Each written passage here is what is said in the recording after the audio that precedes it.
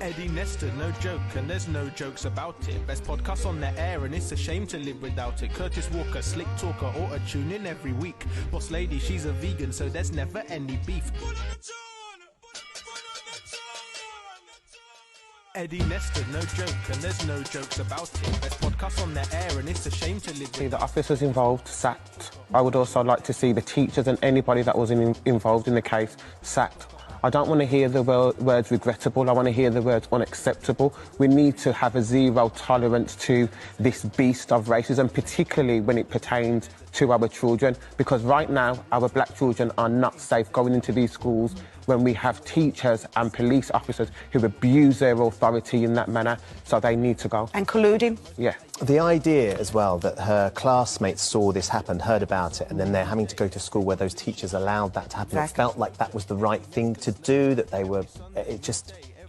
terrifying. I just want to say to all the black girls out there who are going to school right now, fear not. You know, we are rooting for you and we're there for you. And honestly, I could imagine the anxiety and the worry that they have going into schools right now today. But just be fearless and just fear not. No joke, and there's no jokes about it. Best podcast on the air, and it's a shame to live without the police, that the police officers involved in the strip search should be reprimanded. They should have asked, has this child's parents been notified? And they didn't. And the teachers definitely need to be reprimanded. What kind of teachers call the police on a schoolgirl because they think they've smelt cannabis? So I'm just really upset. Yeah. It's a 15-year-old kid. It's abuse.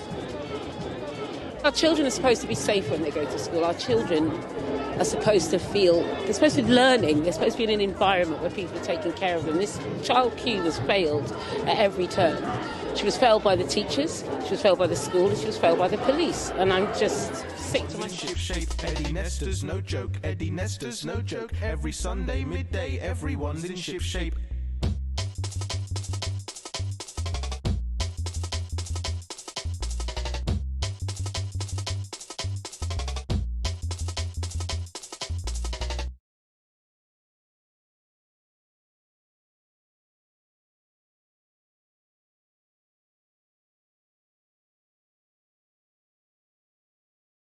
It's back!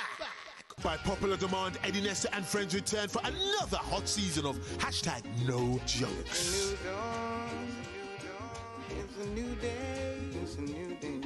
Eddie Nestor, no joke, and there's no jokes about it. Best podcast on the air, and it's a shame to live without it. Curtis Walker, slick talker, auto-tune in every week. Boss lady, she's a vegan, so there's never any beef.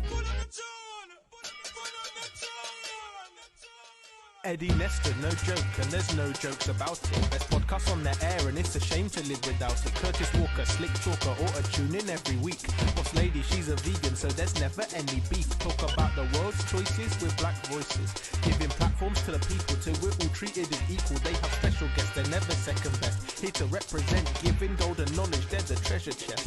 Good vibes and real talk about the world we're in today. They have thought-provoking topics, always have something to say. Leave an impression in your brain, making this lockdown feel sane. Join 3 of the best and get the most out of your day. Eddie Nestor's no joke, Eddie Nestor's no joke. Every Sunday midday, everyone's in ship shape. Eddie Nestor's no joke, Eddie Nestor's no joke. Every Sunday midday, everyone's in ship shape. Eddie Nestor's no joke, Eddie Nestor's no joke. Every Sunday midday, everyone's in ship shape. Eddie Nestor's no joke, Eddie Nestor's no joke. Every Sunday midday, everyone's in ship shape.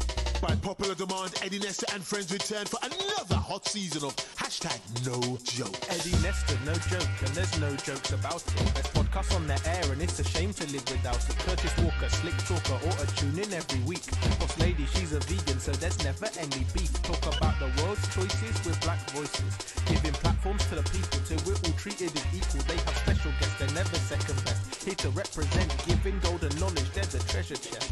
Good vibes and real talk about the world we're in today. They have thought-provoking topics, always have something to say. Leave an impression in your brain, making this lockdown feel sane. Join 3 of the best and get the most out of your day. Eddie Nestor's no joke, Eddie Nestor's no joke. Every Sunday midday, everyone's in ship shape. Eddie Nesta's no joke. Eddie Nesta's no joke. Every Sunday midday, everyone's in ship shape. Eddie Nesta's no joke. Eddie Nesta's no joke. Every Sunday midday, everyone's in ship shape. Eddie Nesta's no joke. Eddie Nesta's no joke. Every Sunday midday, everyone's in ship shape.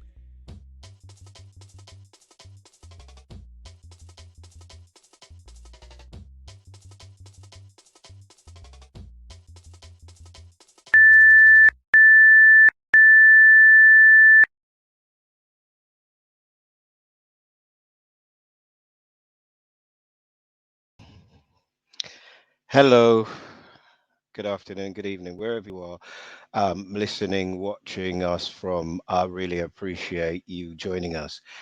Let's just call it a specially convened emergency meeting by the United Nations to deal with a problem that is absolutely incendiary. When you think of some of the biggest riots, uprisings in my time being caused by people being hurt or treated badly, then if you're like me and as a parent and as a human being, then you know we're in a very special moment. Personally, for those of you watching for the first time, my name is Eddie. I'm a social commentator and paid not to give opinions, actually, interestingly enough. But in my entire time of covering news, yeah, we can talk about George Floyd. Yes, Grenfell, but this one has got me in a different kind of way. So, with your indulgence, I've asked the people that I know, trust, and love, and the people who know what they're talking about to come and join us on this particular show so that we can ask questions, get some answers, and most importantly, come away with a strategy, because there's no point in just being upset and angry for a minute. What happens now is that if you feel the way that I do, we have to find a way to make sure that this never happens to a child again. I just have never heard of anything this awful. If anybody here is watching this and knows Child Q, knows their parents, our love, deepest sympathies with us. Everything we say today, and I'm just saying this right now, is in her best interest, because that's the single most important thing right now. So please, I know the videos are going around. My son, my 12-year-old son has received the video. I know that the school is known online. Please don't post it here. Please don't post it here. Anything that might identify her is not what we want. Is that all right? So look, in case you haven't watched before, get your views on there. We'll get as many of them posted up as possible. Like, share it. Let's get this thing around, because we can make people accountable by the way that we present things. So thank you so much again. You'll see ways of putting your comments, getting your views on. Let's get Curtis on board first of all, please. So we were doing this all the way through lockdown. Curtis was in every single one. Yeah, I thought we'd come back and have a laugh. This isn't a laugh.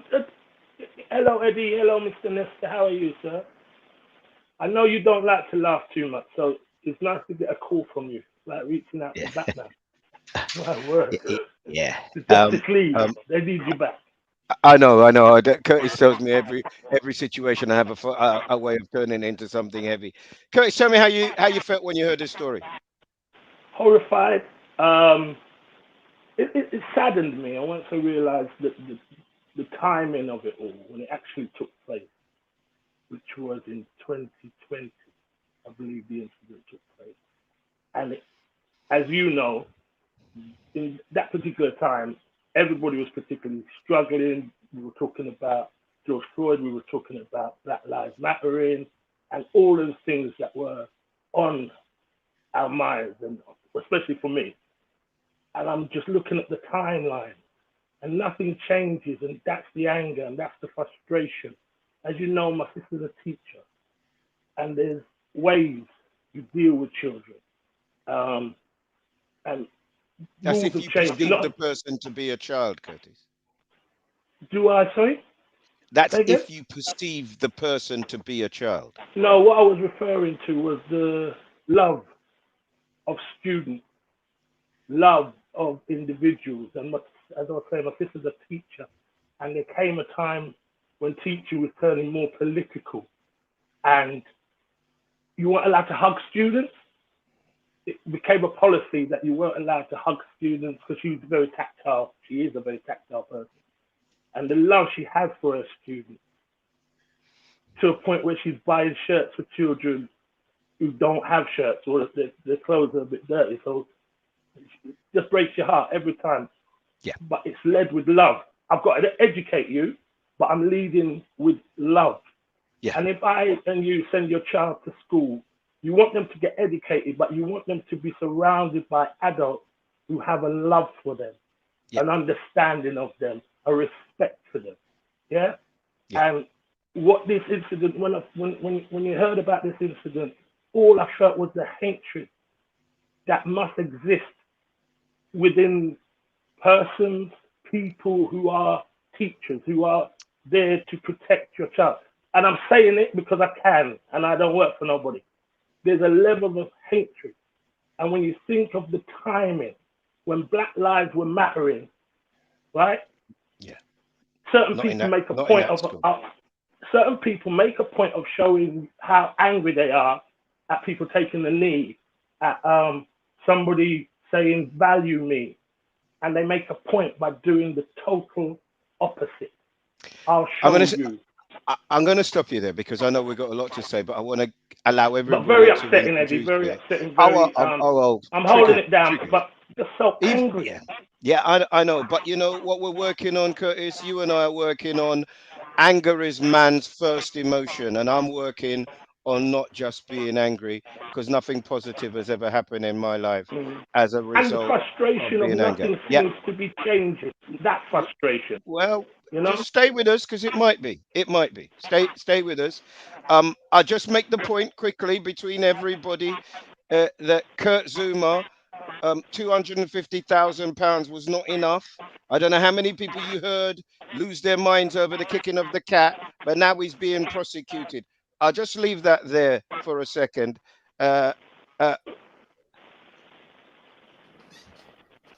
Hey. Hello, Donna. How are you? I'm okay. How are you? No, I didn't expect to be calling you for this, but this one's triggered me. You're a mother. You've got children. Good evening, Donna. Good evening, Curtis. Good evening. How did this one speak to you? I'm going to tell you the truth. I knew about this 18 months ago.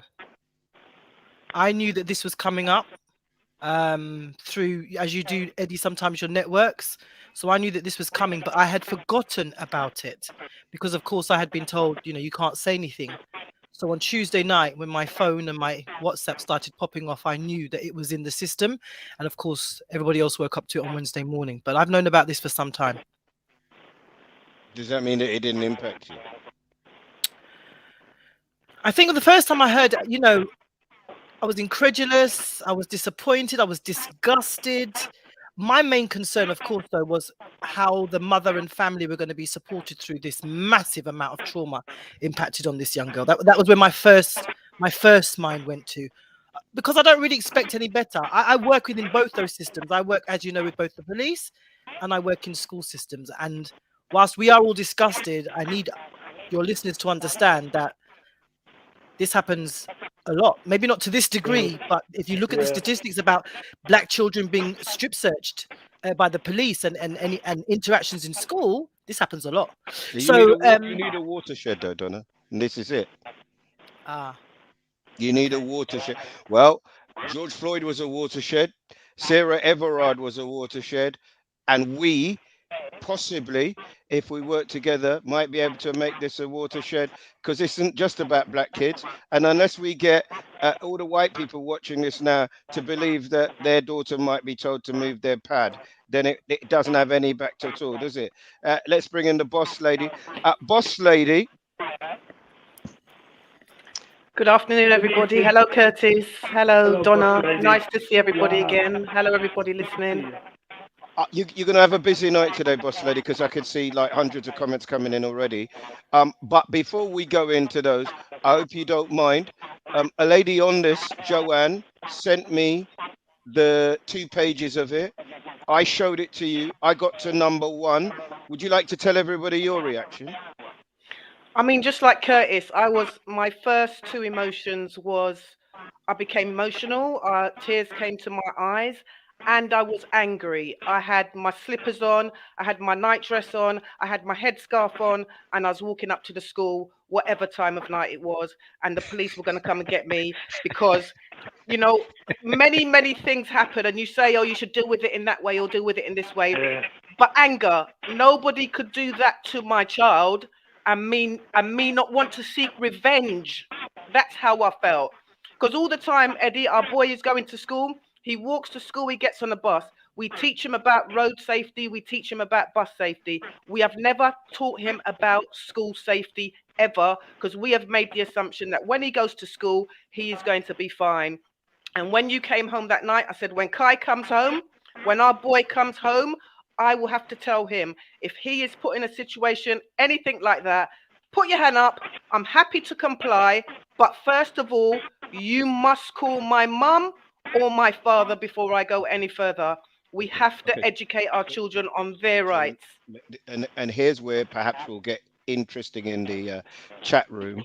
Let me be clear. My opinion and our argument this week has been there is nothing that little girl did which would have stopped that happening to her. Absolutely. So I do not want what you say to sound like the victim needs to do something. No, absolutely no. No, yeah, but I'm protecting you. Absolutely. I'm saying but what happens there is nothing. There is not. What happened is they put that girl in a situation that they shouldn't have put her in. From that situation, we all have to learn something. Those people cannot get away with it. Systems need to be put in place so a child doesn't have to make that decision by themselves. There always has to be an adult there. Absolutely.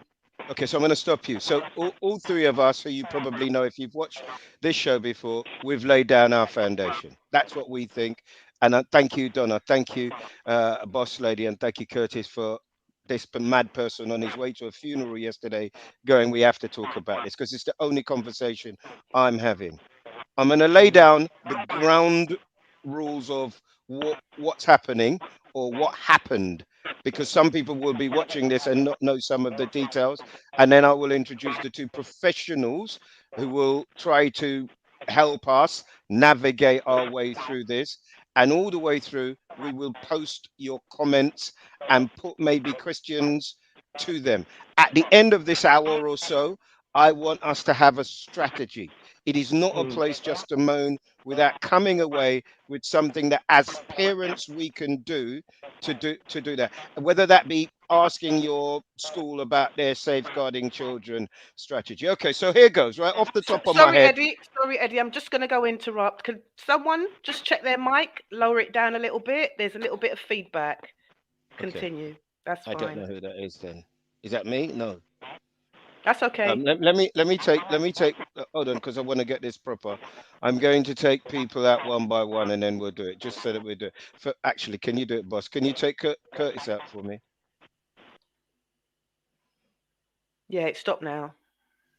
So it's Curtis. So Curtis, have a look at your system and then we'll work that. Apologies to anybody. So I'll tell you the story as I understand it up until now. Of course, there have been latest developments. Diane Abbott has I knew we were in a problem because Diane Abbott came onto my show for the first time in 10 years. So I knew we were in a problem. And she was very clear about feelings and about caring for the young lady. So a 15-year-old girl was in a school in East London. Was taken out of an exam because two teachers smelt ganja. They phoned the safeguarding officer, police officer, who recommended that officers come and see it. So we had two sets of police officers come, male and female, and the two female officers took control and they took that little girl into a room. They took her into a room and they started to search her because the initial search carried out by the teachers revealed nothing. There was nothing in her bag and there was nothing on her person. So they took her out of the exam and she went into a room with two police officers. She was on her period. They asked her to move her pad. She was told to bend over and to open her buttocks and to cough so that anything that was in there might have come out. She was not allowed to go to the toilet. She was not given any water when she asked for it. When it was over, and I don't know, you might think that's an abuse, you might think something else. But when the incident was over, no teacher asked her how she was. No teacher inquired about her well-being. She went back into the exam. She got home, as I understand it. She told her mum what was happening. Her mother called upon a GP. So distressed was her child. And then they looked for psychiatric help for that little girl. What then happened is we obviously, mum had to fight to get it out there because it was minimized by the school, as I understand it, and it was minimized by the police. And that's proven in the apology that's given. Maybe you would like to look at those and you will see it. There are victim statements, which I was going to try to get read for you, but that didn't work out. I will read them later on. But what we do know is that little girl does not come out to meet people anymore. She is falling asleep in the bath. She is self-harming. She has panic attacks when she sees the police. That is what we know about how that little girl has been in the last 18 months and why we are so passionate about not revealing detail. I challenged someone who put the name of the school up online today, and he said to me, well, the children at the school were putting it up on TikTok, so it's out there anyway. And I said to him, you're a grown man. You're not a child. You can't cite what children are doing as an example. So angry though we may be, please do not put the school up, because if the child and the child's best interest is our interest, then we don't want her identified, right? So that's it. Okay, so I'm going to bring on my guests, two special guests here today to talk, but I can see the comments coming in. Boss lady, can we get some of these comments read, please? Hello. There are loads of comments coming in. I can't even read all of them, but keep them coming in, please. Yvonne says, I think it saddened all of us when you were talking about how sad you are, Curtis. Izzy says, absolutely agree. We need a strategy to ensure this does not happen again. Jay says, adultification. That's when they see young black children as older than they are. And Alison wanted to know, how does one become an appointee, please? Because somebody was saying that we needed more adults to become appropriate adults. Asia says, one of the most disturbing thing is that not one adult in that school challenged the police authority to carry out this degrading act on a child. And Susie says, all of the teachers would have undergone safeguarding training, and yet this happened. Each of these adults should do the right thing and resign. And Joe says it was institutional rape of a minor. Wow. And also, just some people on the comments are saying, why can't we name the child or the school? And it's just to say it's to protect the child being identified, and it also might jeopardize the current proceedings. Of course, and protect her anonymity. You can't name the child. She's a child. Let's not make the same mistake as everybody else. And it also says in the report that the children at the school know who she is. She was accused of being a drug dealer. And of course, the cruelest place I've ever been in my entire life is a school playground. So you can only imagine what was happening there. Let's bring our experts in. So let's start with Joanne. Joanne sent me the message initially in the first place. She's a former deputy head. She works with Ofsted and she's a trainer of teachers. And I'm glad to say she's with us on this emergency session of No Joke this evening. Joe, thanks for joining us. I appreciate it very much. Good evening. Good evening, Joe. Good evening, everyone. Okay, so I'll get your opinions, you and the professor, in a minute. But let me just start with helping us as lay people, because that's kind of why you're here today. Is there a problem with let's make up a word, the adultification of young people? Because I can't, if you see her as I mean, look, I've got the T-shirt on here, Child Q. If you saw her as a child, you couldn't do that to her, could you? Exactly.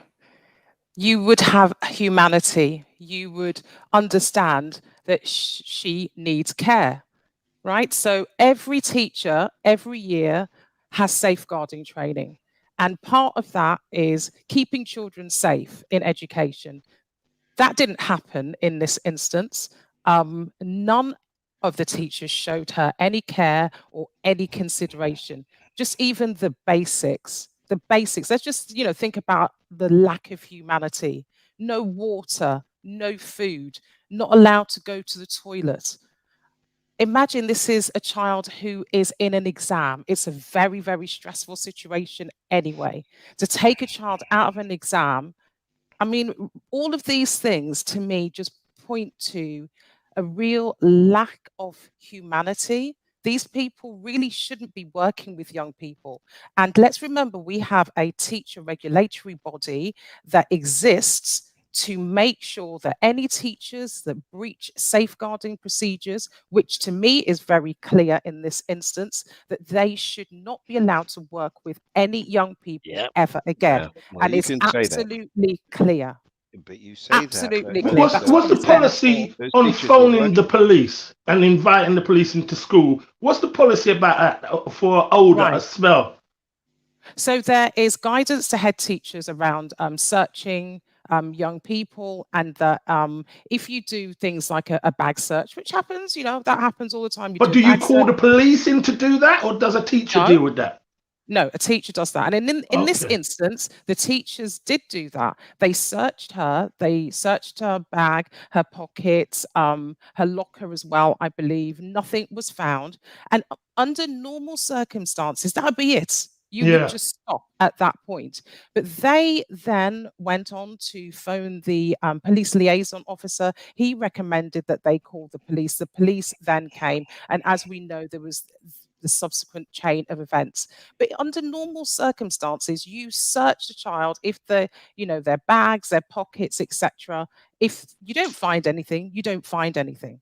Okay. So there's a bit more backstory to this as well, is that she was this thing about smelling cannabis that happened previously, and she was given a warning. And so this then happened again, and it feels to me as if they wanted to find something, hence this real determination, because they went way over and above what. But this happens in stop and search a lot. All the time. The only thing they didn't do in this situation is plant something on her. You know, when people... No, but come on, it happens too often. They want to find something. They want you to react to a situation. And if you don't, they push it to fit the narrative. Well, they might be looking for somebody with a knife, but if they find a bag of weed, then the search itself is justified, isn't it? So look, as I said, let me get some. But if you search somebody and nothing's there, then the search is you've searched. Stop now. Yeah, but the problem is, Curtis, that they got themselves into a situation where they convinced themselves that she had something, and she was guilty until proven innocent, and therefore they went, to their mind, to the nth degree to do it. My problem with it. But why, Eddie? Why? What's in your heart? What's in your mind? If I've searched you, I found nothing, then I'm going to go extra because I hate you so much, because you've made me look bad. What? Why? You're a teacher, for crying out loud. Well, it wasn't the teachers that did it, it was the police. You send your child to... No, initially, before the police was called. She was searched by a teacher. There's a lot of points. It's legitimate, but nothing was found, so stop. Happening. Right. Okay. There's a lot of points at which they could have stopped it getting to that stage. There's so many failings, so many failures. There's so many opportunities they had to stop it getting to that point. And I've obviously all week I've been talking to teachers, and everybody said exactly the same thing. There was no reason for it to end up where it did. Right. So look, I don't want to be accused of what I was accused of when you came onto the show, which is not letting you speak. I want you to speak. You are the expert, right? I'm just going to have to try and pivot it and try and keep all the plates running, yeah? Because I just need to make the point that 2 teachers smelt it. They referred to a police liaison. 4 police officers came. Now I make that 7. 7 adults were a party to this nonsense. So let's leave that there. Get the thoughts in. Boss lady, let's get the thoughts in before we get the big man on, and then we all have to dance around and try and get a word in, because he is the sage. So let's get this. Boss lady, what you got for us?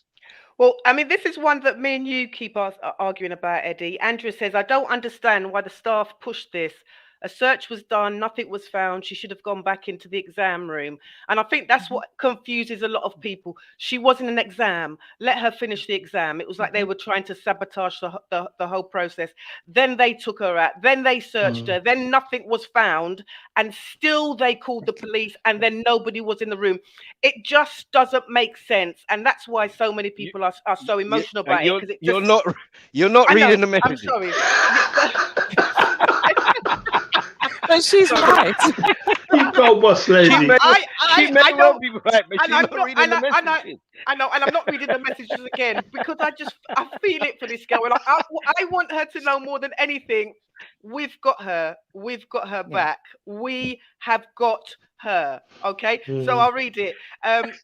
Pauline said there seems to be a hidden agenda to destroy our young children.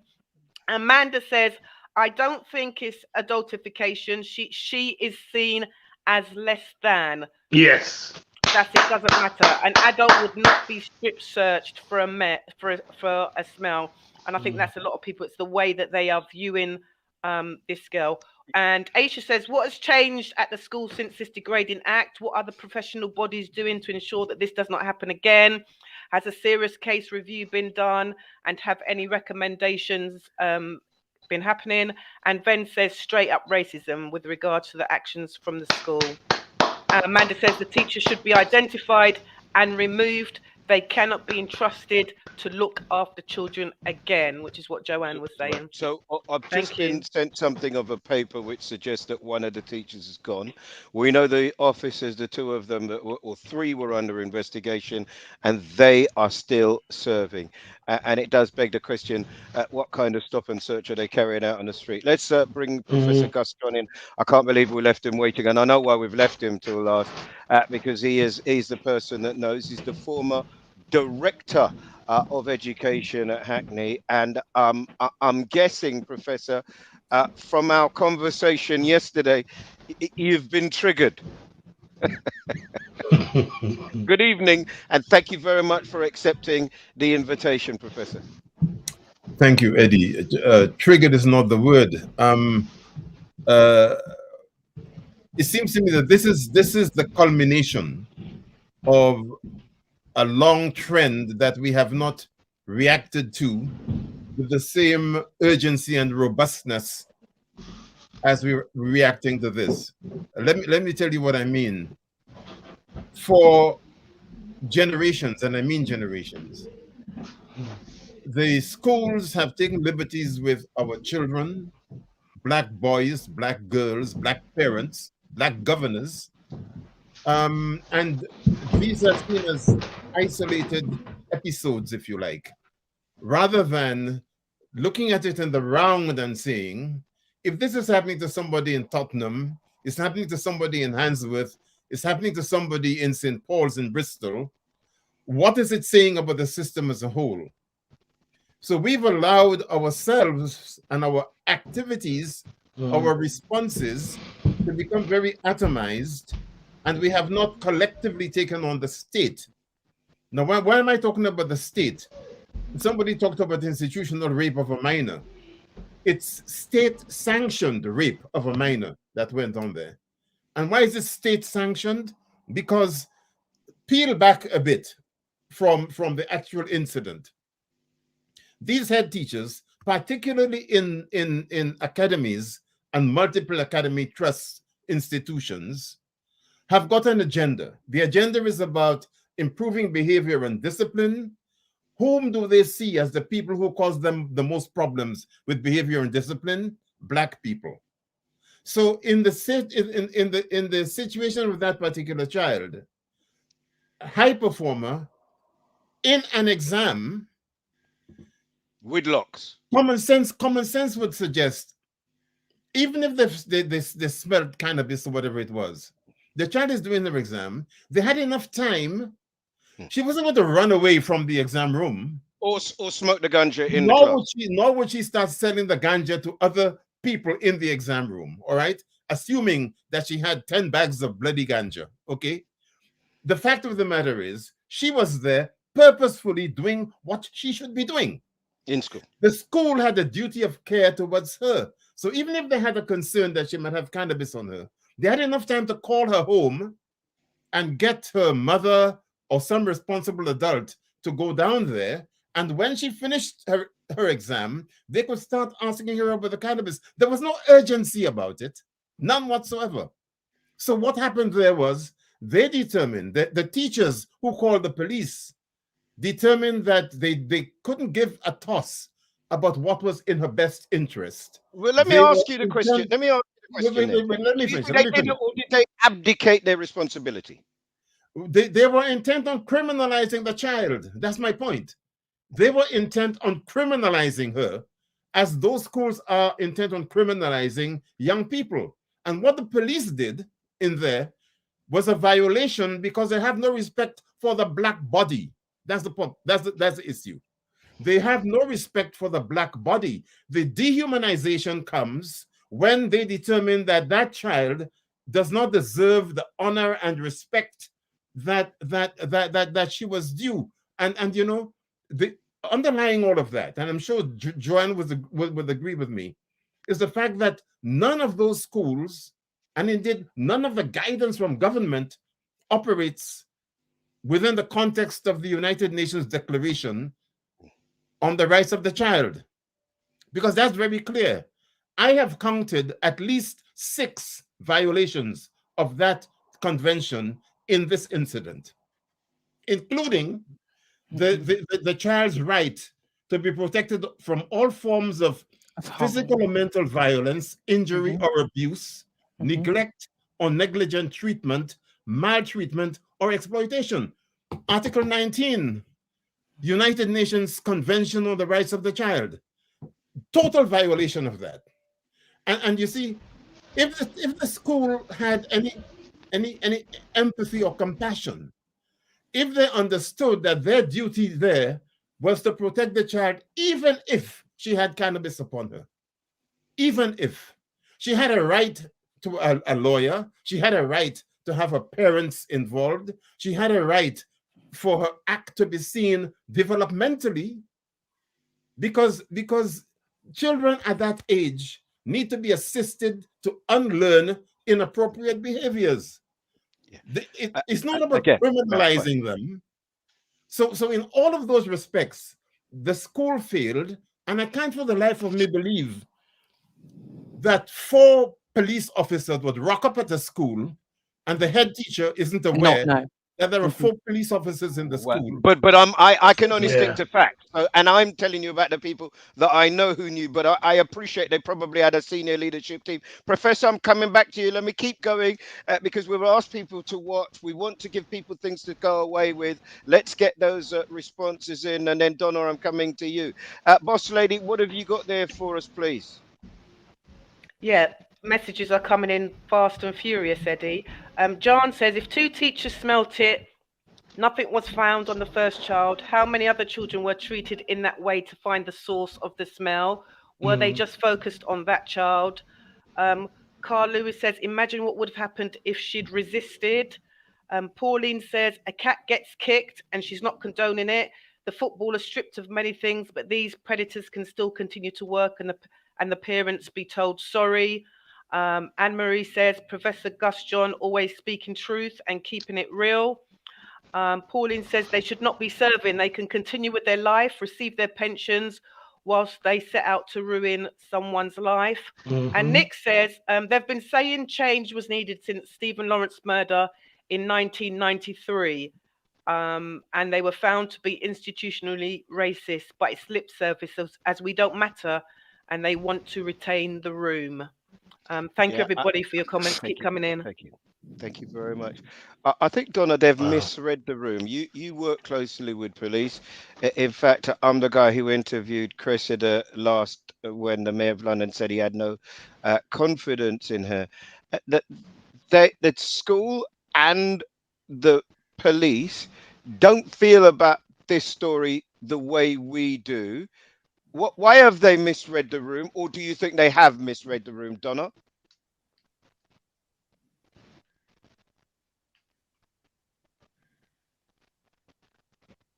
You're muted. Is Donna speaking? You're muted.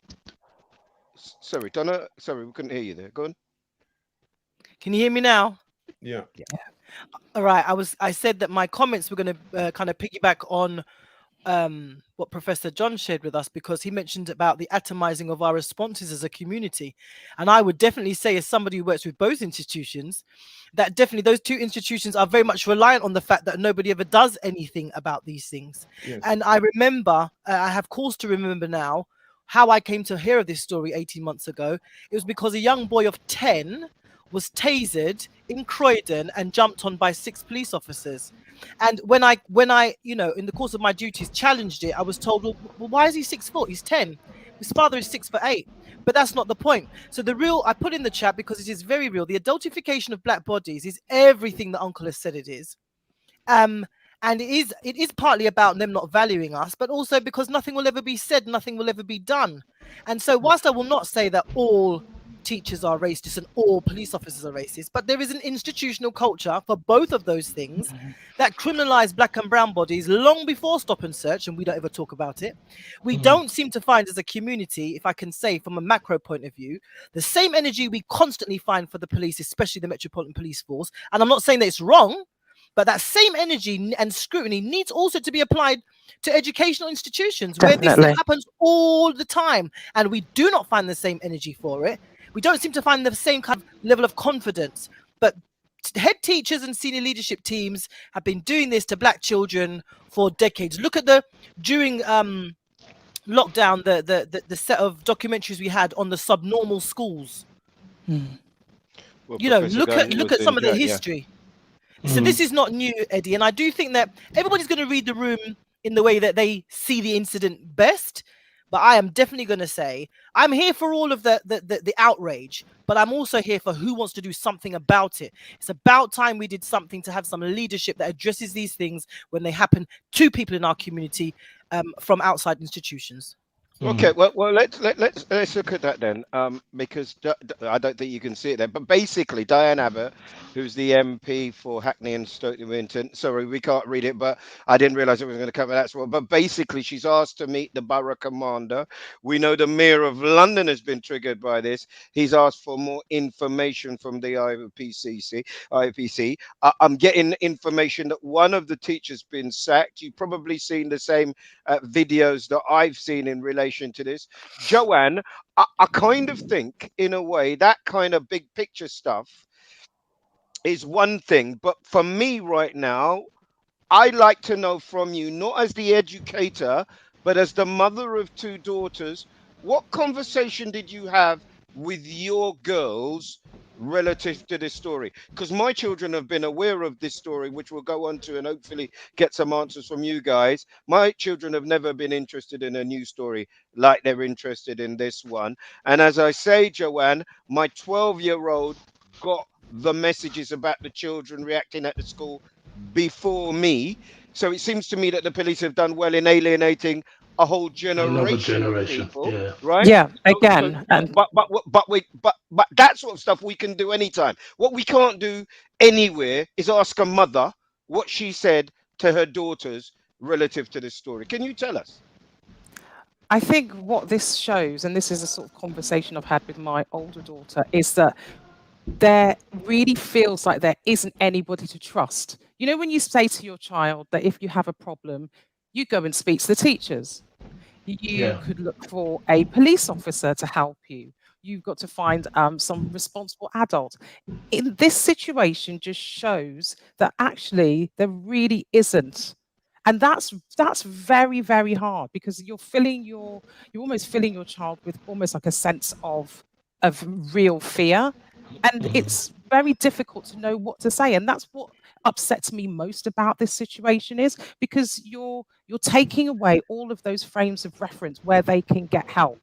So what you have to say is, of course, like what Donna was saying, that we know that not all police and not all teachers are racist and are going to harm you. But when you have so many stories, especially about the Met Police, look at Sarah Everard, look at the police officers who took selfies of the dead bodies of those young women.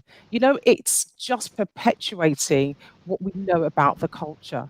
And all you can do is try your best to encourage your children to be as confident as they can be, to know what they need to do, that they've got their phone, who to call if there's an emergency, that they have friends that will support them and protect them in situations. You know, we as women, we know that when we go out and we've got our girlfriends around us, that you don't ever leave without your friend. You've got to make sure that you know what happens to them. That's the same sort of conversations that you have to have here. But this is really very painful, because they have removed those real trusting important, significant people in their lives, because you're taking all of that away. Who can they trust?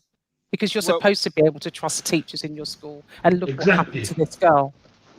Because so you're Curtis, talking about it like outside of school, but the child's in school, and you'd think Exactly. there'd be And a you can't teacher there that even, would be so yeah. insistent that this didn't happen. Do you know what The I mean? thing about It's this just case hard as to well, relate that there this is a wasn't one. bright girl. This is a bright girl going into her exam, and they did Yeah. that to her. Yeah, is somebody it who because previously she's black? stayed up late and she studied. She was a girl that was studying, and they pulled her up because they said, "Oh, she looked really tired and she looked like she must have been smoking weed." These Oh people were wow. trying to find things wrong. This is more Do than you, the yeah. Do normal you situation. think This is the color of her victimization. skin and her Of locks course it played a part in what happened? totally. Okay, Look so at the let me. statistics. Diane Abbott laid that out very, very clearly. The report, it says, lays it out very. 60% of those stop and searches were black children. Only 2 of them were white. So, right, so that's just a very basic statistic over that year, Yeah, right? So 25 of those children, only 2 of them were white. So I'm not sure. when we're Yeah. talking about stereotypes, a girl with locks, a very bright girl. Donna will be able to, understand what I'm saying here, that black girls and black women who are confident are not seen as being confident. They are described as being aggressive. They are described as being ones who will ask too much questions, who will be trouble. Her mother in the report said that she felt that they had it in for her daughter. Yeah, so this is the sort of thing that young black girls who are very bright in schools, the adultification is incredibly important, because you're not treated as a child, and your innocence and your childhood is being erased. And that for me is what really sticks in my throat, because they're not even allowed to have a childhood.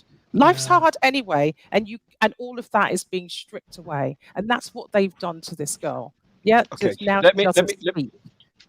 yeah, and she has panic attacks when she sees the police. Let me bring the boss lady in here, because, as I say, the reason for doing this, we're going to do one more section, and then we'll try and do what we take away from this and how we can proactively make some kind of difference, not just in our own lives, but if the stated aim to make sure that it never happens to another child again is to be followed through, then we need to give some time to that. And I'm always aware of the time. Boss lady, what's coming in? Angela says, no respect for the black body. We are still slaves to them. The school used power over the children as a weapon. She was guilty in their eyes, and they did not care about any procedures or policies, let alone her human rights. The school didn't misread the room. They just thought that it wouldn't come into the public domain. And Jeanette, which just backs up what Donna was saying, which I think is really important. What is going to change if the community doesn't get behind this? They will keep getting away with this. And, just to back up what Donna is saying, I think it's really, really important that we don't just talk about it, that we action. We go on the marches, we write our letters, we write to the MP, we write to we can't, for me, how I get passionate, we can't allow this to just go under the carpet. Something needs to change for this. Reed says a white girl in a similar situation would not be treated in the same way. And Sharon Warmington, hello Sharon, says this is why we need more black governors. It's still 90% white across over 30,000 schools. Keep your comments coming in. Thank you. Thank you, boss lady. I feel like a bit of a fool. This is for Curtis and to Gus, and then we'll get back to the issue of this little girl. So earlier this year, you would have seen perhaps me and boss lady make a TV program, is what do I tell my child about race? And we went on to Radio 4, and it was really interesting because lots of white colleagues came and said, why do you have to tell your child anything at all about race? Clearly now the boy is getting this, and as I said, I think the police have done themselves a huge miss. I've always told my children, and Curtis laughed at me, Professor, that when he gets in trouble, when they get in trouble, they must run to the police, that the police are there to help them, that the police are the people entrusted with their safety. I don't know that I can diligently and honestly do that. Secondly, I've always advocated, for the last decade, I've advocated for police to be embedded in schools, because mistakenly, and I have to say mistakenly based upon this story, I didn't want my child's first experience with the police to be like mine. I have a problem, and because my first experience with the police was not a good one. And so I might be talking to the topper copper, but I've always got it in my, I didn't want that for my children. They've made a fool out of my policy and my thought, haven't they, Curtis? Of course, but that was a foolish policy from day one. Everybody told you that was ridiculous. The police are institutionally racist. That hasn't changed in my lifetime. Schools have issues where if I keep going back, but I really, if a teacher has no love, respect, or is closet racist, and I know we were saying, oh, the lack of black teachers, but what I find is, as I said before, it's a political game now, teaching, because of your funding situations and stuff.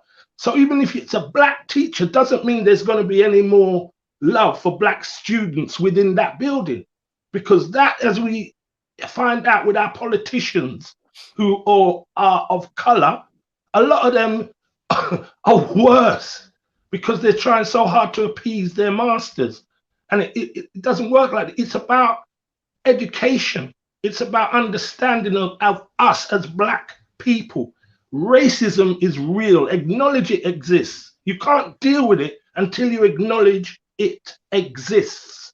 And it's too ingrained in British society globally. And it's so depressing. Like we're saying, this will be a line in the sand, and it won't be. We'll be having this conversation in 5 years' time.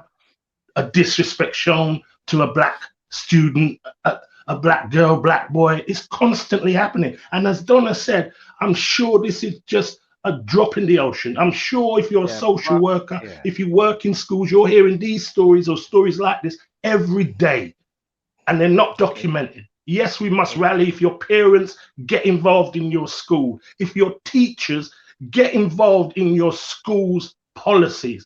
That girl should not have been left alone with the police. Full stop. That a teacher should have been there to take up her interest, to be a part of her defense mechanism.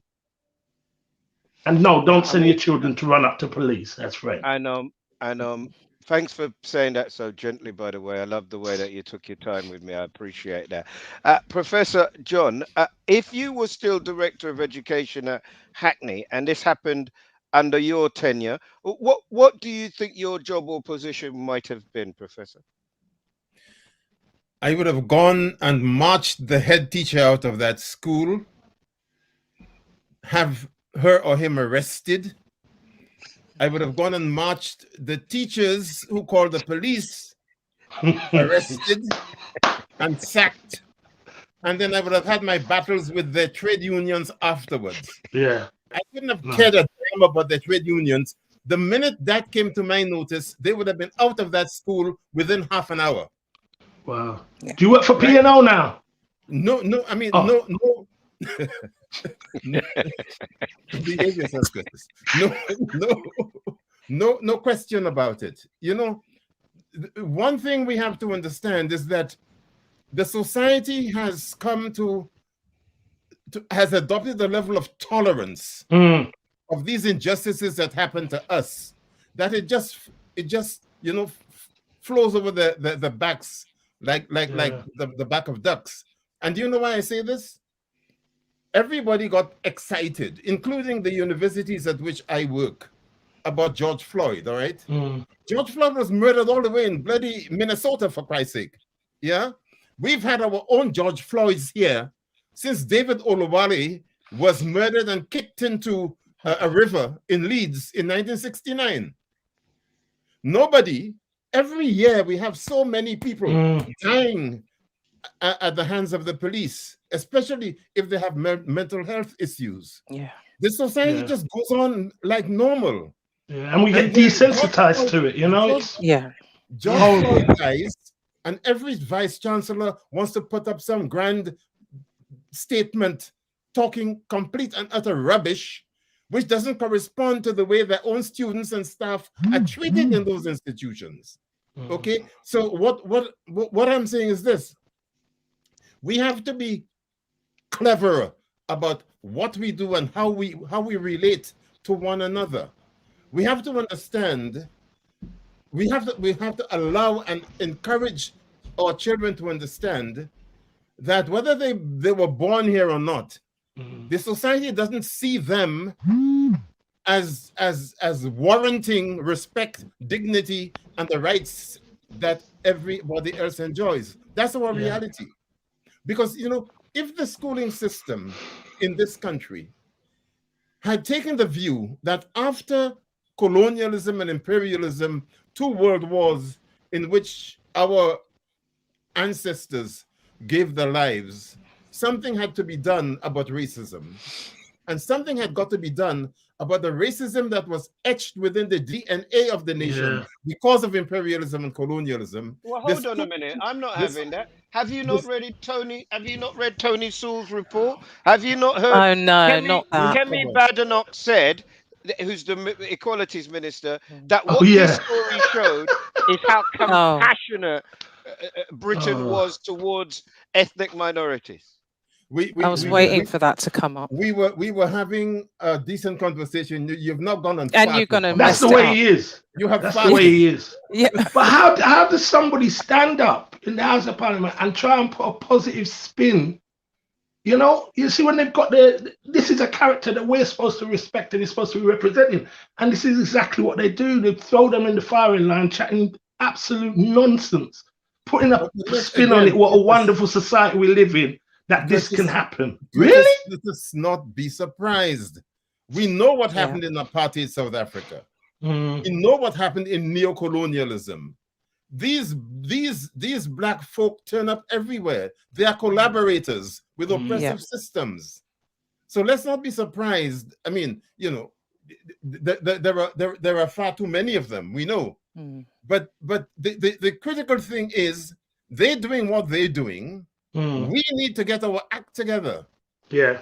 So when we talk about who could be responsible adults and who could be this, that, and the next thing, we need to start at the level of the school itself. Yeah. Those black parents in that school where that child went to, they like the black parents in every other school should be organized in their own right. Yeah. I don't want to take too long, but let me just say this. Why am I saying this? The teachers are protected by a union. The head teachers have got the head teachers union. The non-teaching staff in the school are all unionized. If there were not parents and if there were not children of any color, you wouldn't have any damn schools. So why is it that in spite of the fact that since the 1960s, our children have been faring the worst in the schooling system, we don't have a black students union. We don't have a black parents movement that is nationwide. And instead of that, there are so many parents who sell the house, they do 3, 5, 10 jobs in order to be able to go and move to a place where Ofsted tells us there is a good school. Yeah, and so we're looking after ourselves and our own children. The devil take the hindmost. And when some parents go and complain about school exclusions, as we do regularly, a head teacher comes back and says, well, you might say so, but our black parents are telling us X, Y, Z because they do not want their children's learning to be interrupted. Okay, so the question then is, how do we organize ourselves such that those who want to follow that neoliberal agenda and go and get the best schools for their children, doing the private solutions to what I call public ills, they would continue to do that. But we must understand that we are in a mode of resistance to racism. And that resistance has got to be, it's got to be composite, it's got to be collective. So every school should have its own black parents group. Every school should have its own black students group. And if you were to have that just in London itself, with black students from those academies communicating with one another, sharing their stories, saying what's been happening to them, giving support to one another who need that support. we would be empowered. We would be a powerful body of people. Yeah. But this situation, the barbarity of it surprises me.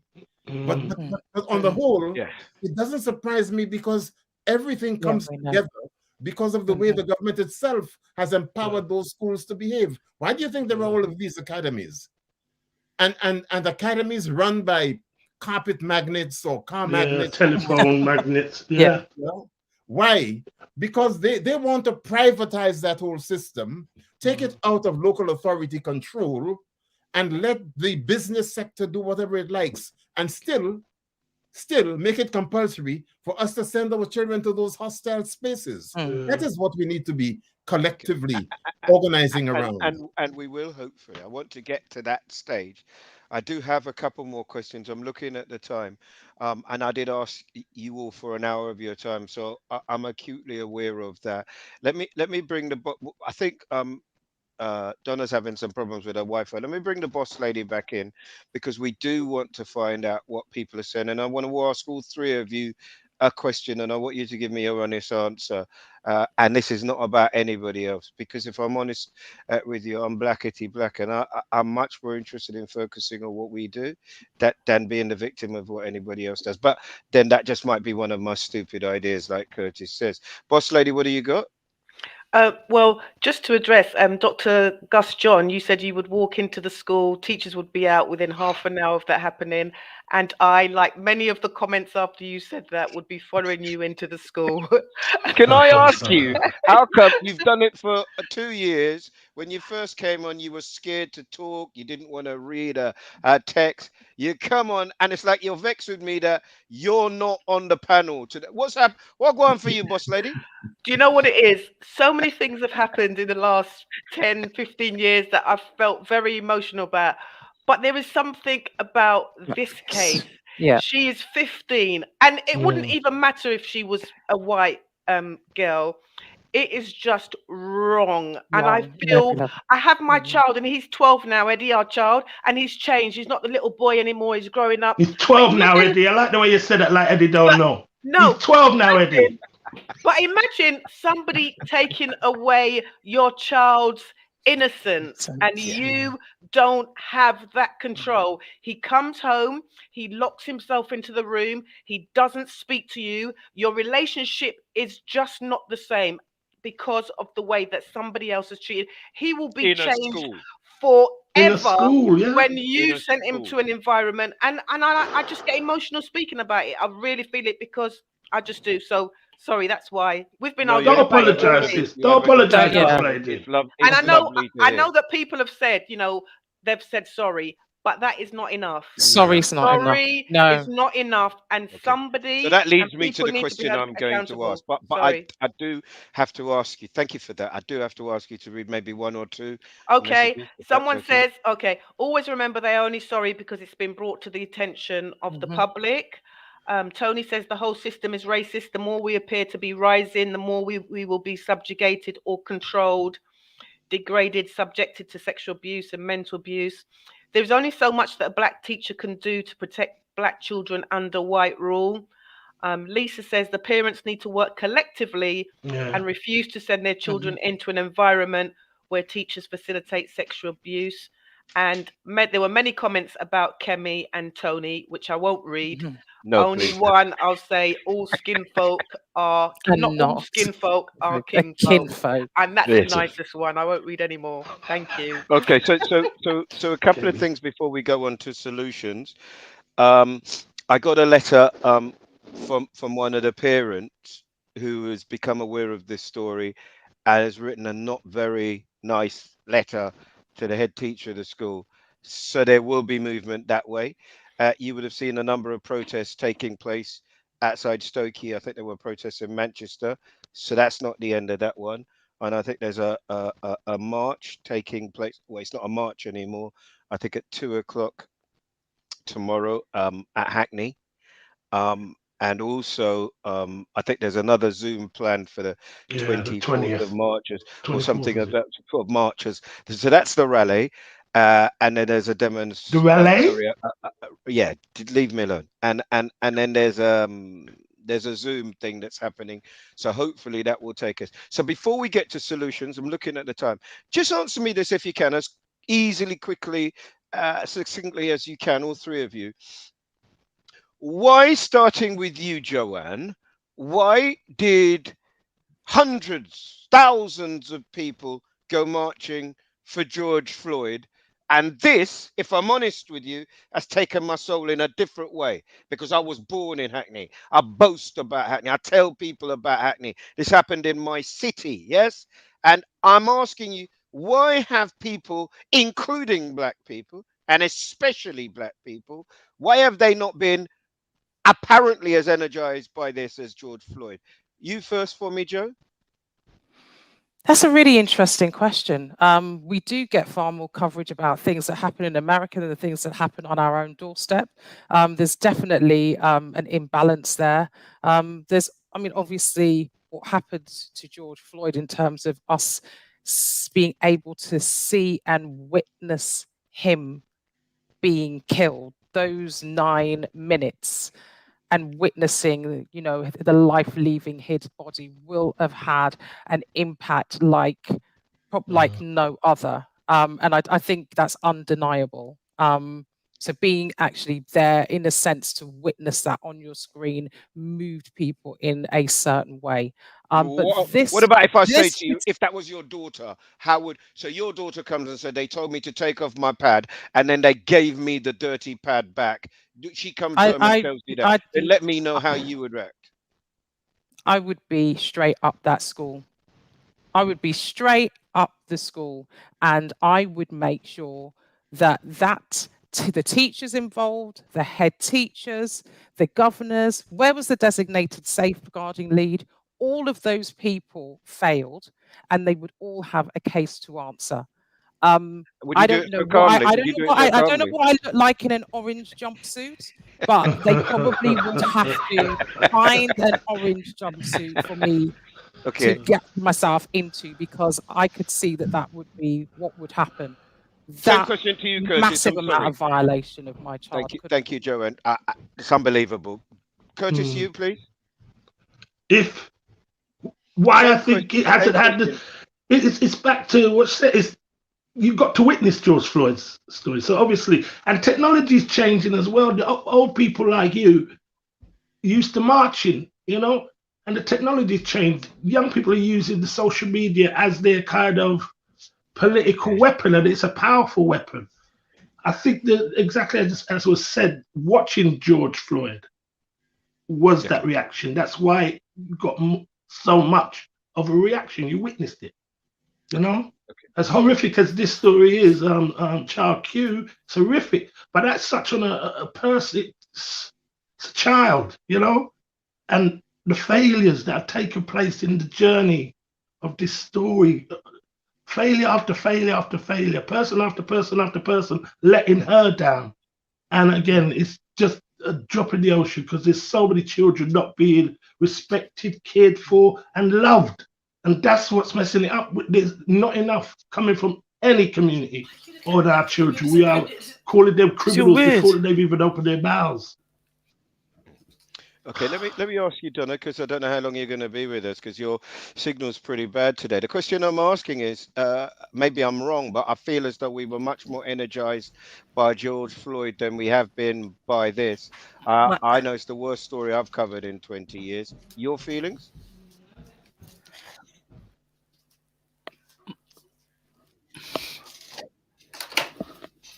No, it's not working.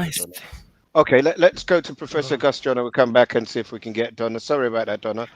Professor? Yeah. You have a long history of kind of, watching people rise or not, as the case may be. Your analysis of the reaction to this story. My analysis is this, that because it's a school issue, that because we have overlooked so many injustices that go on in schools every single day of every week of the year, there doesn't seem to be as much urgency about this. People are shocked at the details, right? But as I said earlier on, we've got to place that into the wider context of what schools have been doing to Black children for generations. That is the issue. I do work in prisons with young offenders, and when I do interviews, I do stuff around well-being and rehabilitation and so on.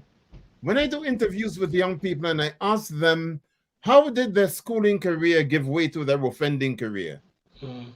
And some of the stories they tell you are horrendous. And it started for some of them since they were about 6 years old. Now, my point is this: we underestimate the extent to which schooling damages our children. It causes them mental distress. And if that's not taken care of, and if there are circumstances around them in the community, in the home, in their relationships, whatever, which are destabilizing, they get into these patterns of not being able to cope, offending, whatever else it may be, and they have some real mental issues going on, right? Now, the government seems to believe that you deal with that by simply building more prisons. Yes. And having more prisons. bostels. They're reintroducing the bostels of old. They call them secure schools. Yeah. Complete and utter nonsense. And we don't activate ourselves in relation to those things. So yeah, I mean, might I just interrupt you there, Professor, and say that in a way that's right, but that's a principle. We have more people per capita in jail in this country than any other country in Europe. And when people like me advocate for things like the Clink, which is in Brixton, where Curtis is, that teaches people how to count, the illiteracy rates in prison are incredibly high, mental health challenges. But it would appear to me, in no way to speak against you because you are the oracle, but it would appear to me that from this act, you will have turned an A-star student into somebody who would be outside of society, and you would give succor to lots of young people who, instead of trying hard, cite something like this as an excuse not to try at all. Well, I hope the latter would never happen, frankly, because we can't doubly victimize ourselves by taking on the mantle of victim that other people place upon us. Yes. Okay, I am interested, as everybody in this conversation is, in seeing this child rise above all of this, overcome her mental distress, and shine. Yes, because she was shining before they did this. Exactly. Yes. And again, that is about the support structure that's there for her, or has been there for her now, and that's what you hope. And that we're not hope, that has to happen. Because we find it hard to realize the mental issues with young Black people. We find that difficult, or society finds that difficult, and it's been that way throughout history. Black people don't feel pain. We don't feel upset. We're just soldier on. Women just get on with it, because that's the way we were always raised. Just get on with it. But there's it's that the moment lack where of you feel potential, weak. isn't it? Yeah, that lack of potential. This is what's happening. Is that this really points to the exclusions, and we didn't have time to talk about that. But you think of how many times a child is accused of something and then excluded, and then they go to a PRU. Then we know that they are then in a situation, as Brother Gus said, that they then are amongst others. They sometimes, open up to criminality from others. They then go to prison. So that school to prison, and all it is just you're not my problem anymore. Exactly. The school want you out. You're not our problem anymore. Nobody really cares where they're going. Just get rid. But all of that potential is just being shipped out of our schools, and without people doing anything about it. Yeah, these conversations need to be had at primary school. We need to be that level. You're right. Looking at what's happening to our children in primary school before it gets to the secondary school stage where they just get excluded and nobody's interested. We need to protect our young people. Well, I think you also need to cry. Just one very quick anecdote.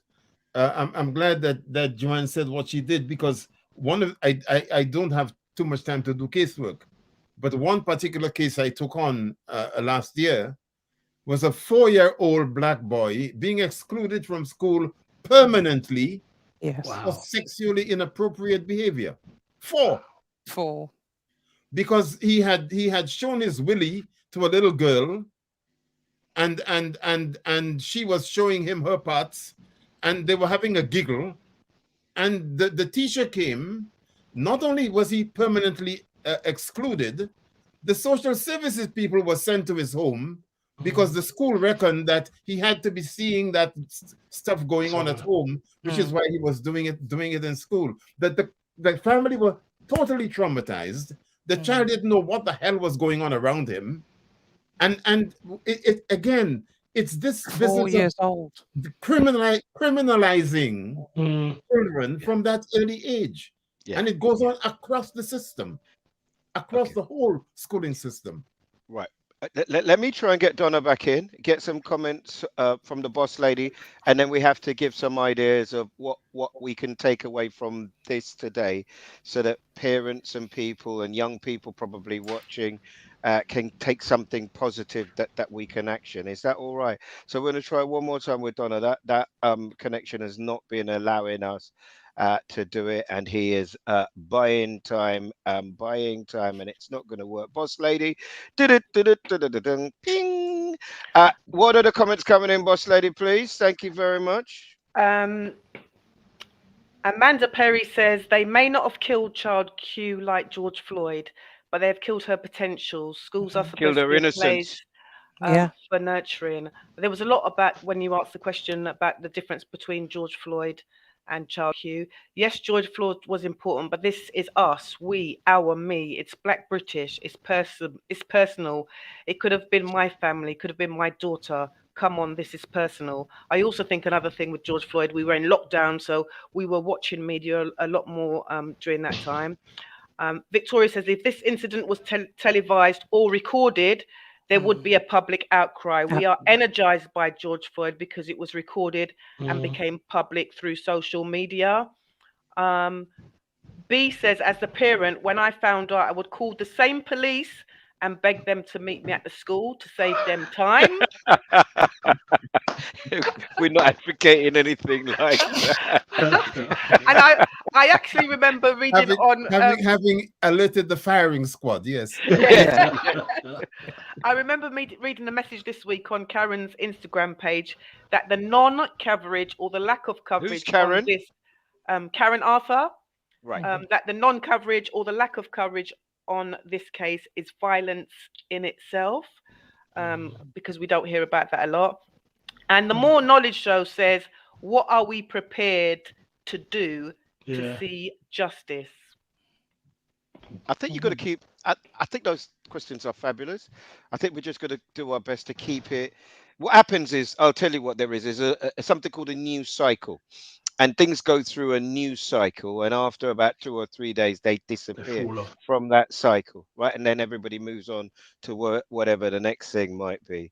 And what we've got to do. So let me give you an example. What I'm trying to do on my radio station is I've already booked Professor Gus John for Tuesday or Wednesday.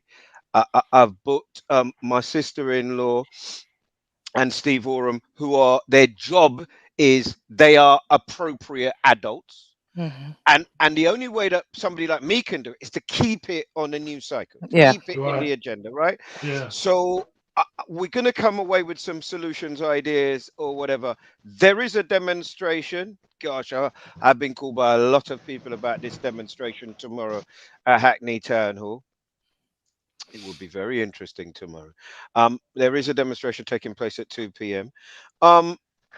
Let's start with you, Curtis.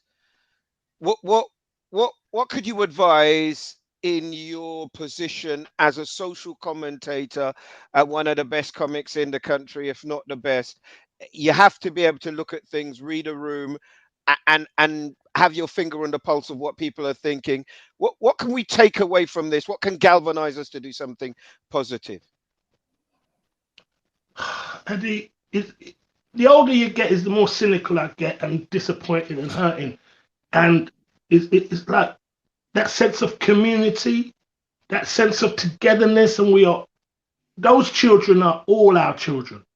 every child you see on the street is our child, no matter what society tells us. You know, I have a thing, you know, that I've got boys. So seeing young men rolling through the street and they're angry and I'm supposed to be afraid of them because I've been told that they're horrible, that they have no compassion. I've been told that by the media, by all the stories, by all the movies, all the things. And when you look in their eyes, they are children, just children. Good morning, good afternoon, good evening. This is how I talk to them, and they look like, what are you talking to me for? What? But there's a moment when they have to acknowledge a human being is talking to them without fearing their voice. That's why our commitment as adults with our children, get involved. As was said earlier, primary school age, get involved in your school. Be there. You know, and there's something fundamentally has to change with the schooling system. Politicians should not be dictating who runs the schools. Private companies and these academies should not be happening. And it's changed a lot. Every academy, there's so many issues with the academies. Because they're rich people, they can determine how your child gets educated. And that has been unfair for 20 years now. That's been going on, academies. And there's a hatred, an institutional racism that runs through them. Anybody who's been in a school, you feel it, you sense it. And you just want to teach your children to value themselves, educate themselves about what their rights are, you know? Even though you're going to get, they've got attitude problems because they know the law. We've all been there. You know, you can't win, but we've got to get that sense of community back. We've got to start loving each other, respecting each other and taking time. I know it's hard because we're abrupt, but take your time to get to know each other and get into school as much as you can. Okay. Be a part of the school system as much as you can. I think you're 100% right. My mum sent me to school to learn, and that was the total sum of her involvement. I think it requires a lot more. Donna, I'm going to try one more time. I'm so sorry about your line, Donna. Thanks for your patience. Just give us a summary of moving it forward and a message to people who are watching this broadcast right now about, from your position as a community kind of liaison person, what can they do in their communities and in their homes? I think I agree with what Curtis said before. Have conversations with your children. It is only by having those conversations that I actually get to truly find out what's going on. So, you know, start at home, have those conversations with your youngest children right up. And then again, this goes back to... Donna? What, that the police are dirty Babylon, that the police might come and take your pad out, that the police might stop and search you, or that the police are there to uphold the law, they're there to protect you, they're there to look after you. What conversation do people have? Be more precise, because we're in a moment. I'll tell you the conversations I have in this house with my 3 children.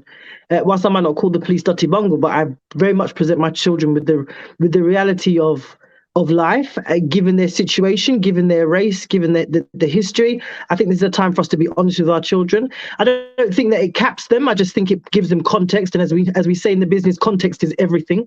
So if we're not providing our children with an acute context, the one they live in, are we not doing them a disservice when they are confronted by appropriate adults who don't see them as children and don't treat them that way? I think we have to have those conversations. That's the conversation I was referring to. And I think as is there an age limit to that conversation, Donna? Going back to what was said earlier, is there an age limit? Because I'm aware children need time to be children. And I think a lot of black children don't get that opportunity to play, skip, jump and be silly.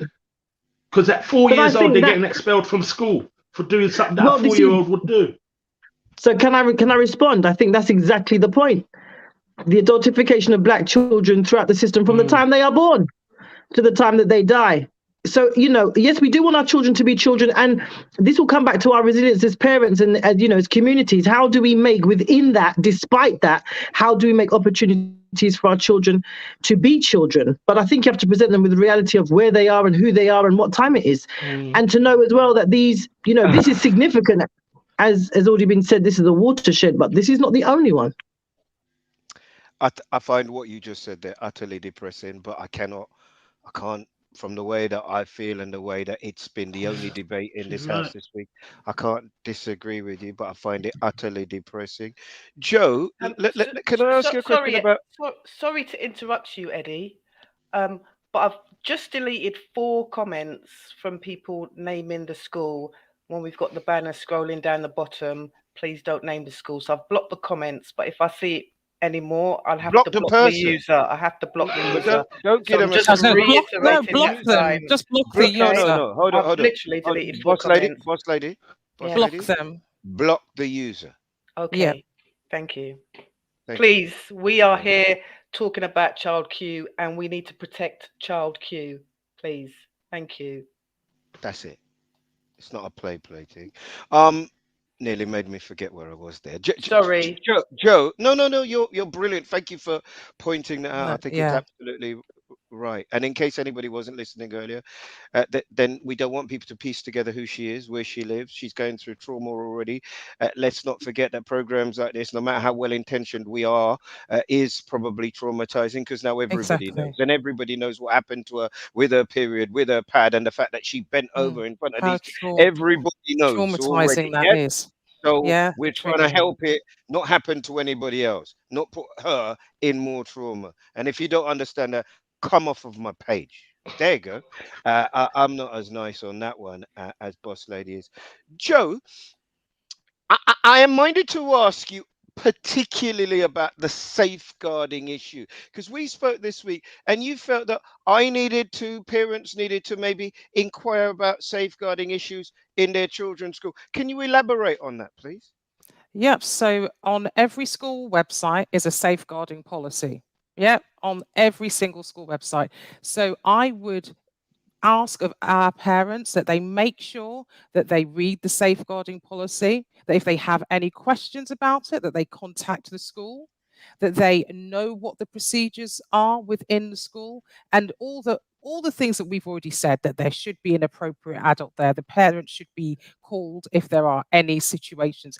Parents need to make sure that they understand the content of that. Parents need to be involved. So when they have parent consultation meetings, not just the ones that are talking about the grades, but the ones that talk about the curriculum, get yourself there, because the school will have consultations about the PSHE curriculum. They'll have consultations all about what is going into the curriculum. We as Black people, right, we do not take part enough in those conversations.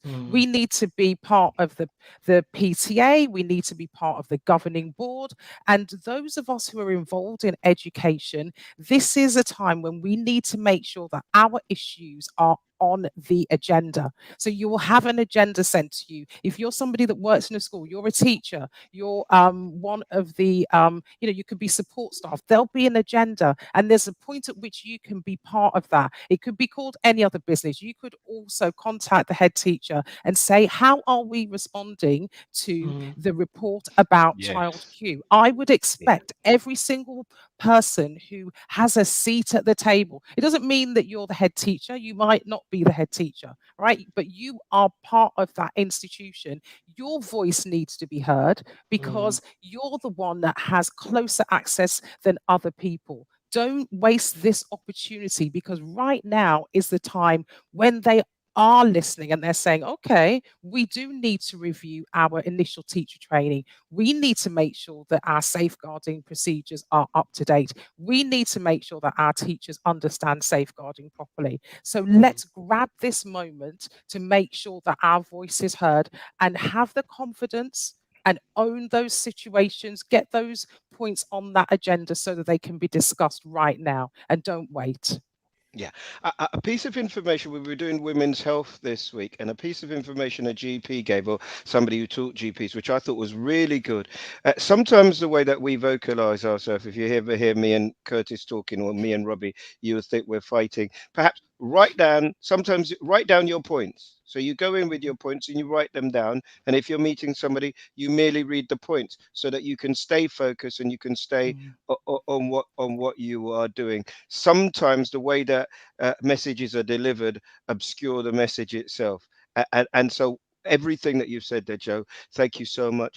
Professor, we end with you, sir, because You've seen everything. So last week I was invited to go into a school in South London, and they showed episode 3 of Uprising, which started obviously with the events leading up to the New Cross fire, and then the march and the protest, 13 dead and nothing said, and then the uprisings that followed.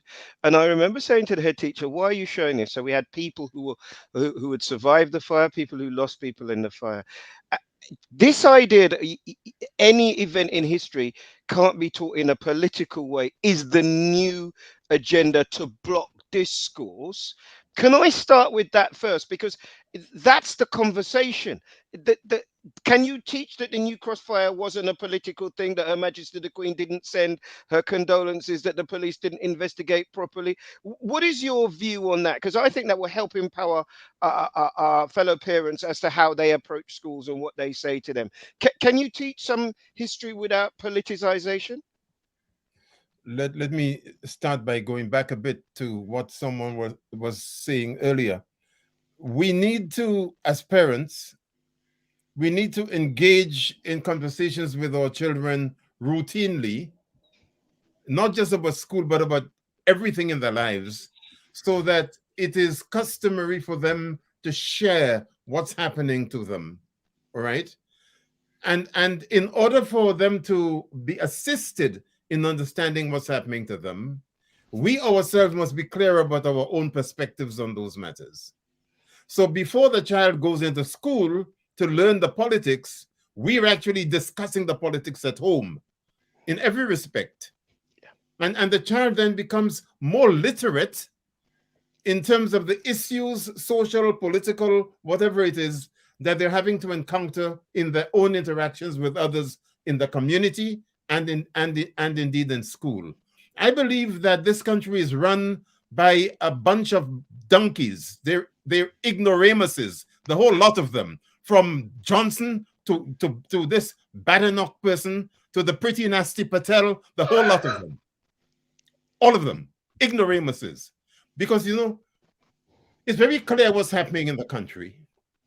And we're having a system whereby people are still seeing my grandchildren as people who came from someplace else. Yeah. None of them have ever been anywhere else. Some have been to the Caribbean, some have been to West Africa, where I spent some of my year, and so on. But generally speaking, that generation we're talking about are British-born Africans. Mm. And they have as much right to determine the future of this society as anybody else. What goes on in government is not an accident. The fact that Johnson got Tony Sewell to do that report was not an accident. The fact that Catherine Birbal Singh, of all goddamn people, is being made to level up or whatever it is not an accident. They choose those individuals. Now we've got to explain that to our children. We've got to explain to them why there is such a poor relationship between black people and the police. We've got to explain to them why it was necessary for Steve McQueen to make that series of films, because those films have educated 2 generations of people who were not present at the time. And if we don't tell people those histories and equip them with the tools for their own survival, they themselves would not make any progress within the society. So that is why it's important, irrespective of what Kemi Badenoch might or might not want. The woman is a fool, all right? Irrespective of what she might or might not want, we have a responsibility to our children. That's why we started our supplementary schools. I started one in Oxford where I was studying as early as 1965. First one, Cowley Road, Oxford. That's why we have our supplementary schools, because the schooling system is run by these donkeys who don't give a toss about us, what we're capable of, what we've done in history, and everything else. And we've got to make sure we fill those gaps. We can't send our children into those hostile environments and expect them to come back with wisdom. Mark Twain said all that time ago, I have never let my schooling interfere with my education.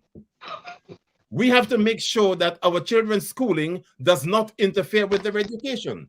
And we've got to provide that education. So we meet regularly as parents from one particular school.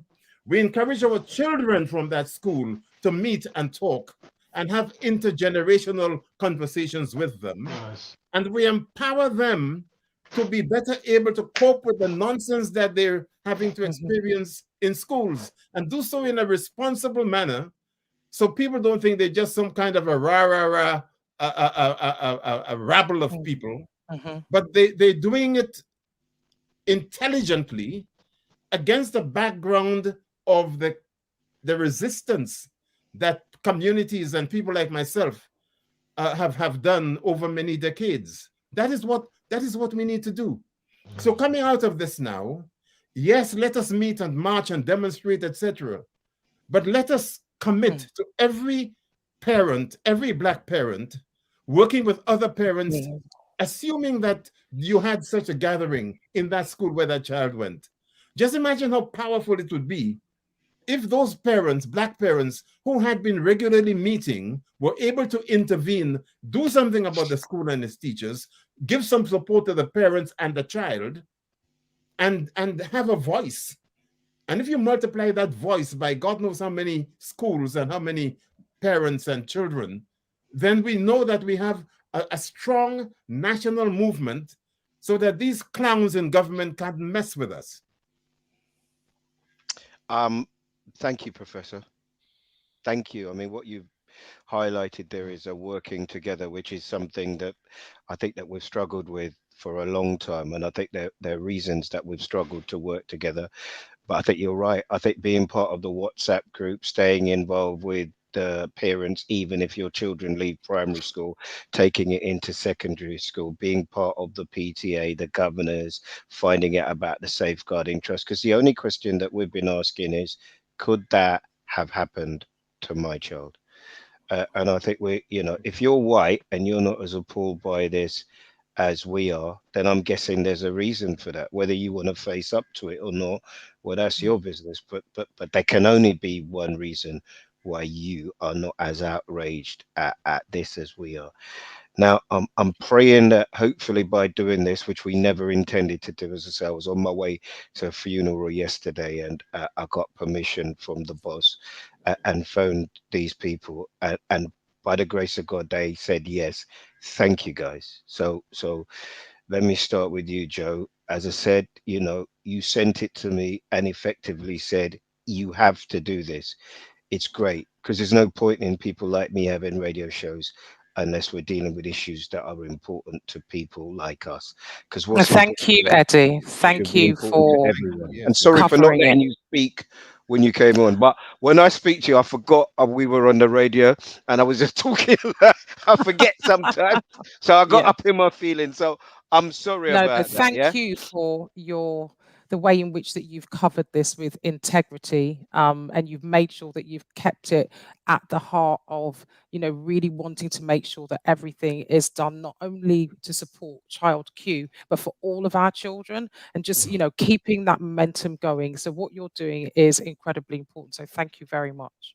Thank you for being on here. Go and enjoy the rest of your day, Joe, and thank you. Thank you so much, Eddie. Thanks. Thank you, Professor Gus John. Well, look, for years I've been interviewing you.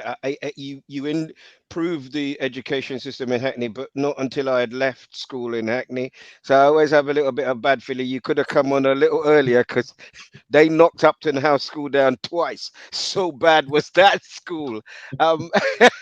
It's so funny because I met Sir Keith Ajegbo recently, who was a deputy head, a head of English at our school, and then he went on to be a super head in Deptford.